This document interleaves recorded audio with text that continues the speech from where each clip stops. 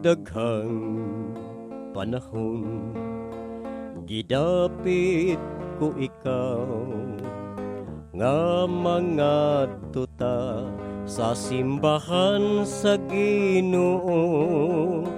Apan nagdumili ka kay wa kay panahon, moabot ang panahon magbasol ka. Karon ang panahon alang sa kaluwasan, kay nagpadayag na ang Ginoong Hesus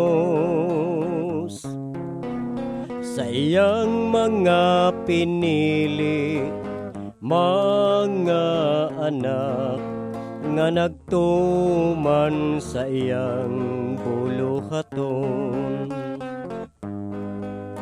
Naning kamot ka ba sa imong kaluwasan, sa imong kalag o espiritu, sa pagpaminaw sa pulong sa Diyos, o di ka maminaw magbasol ka.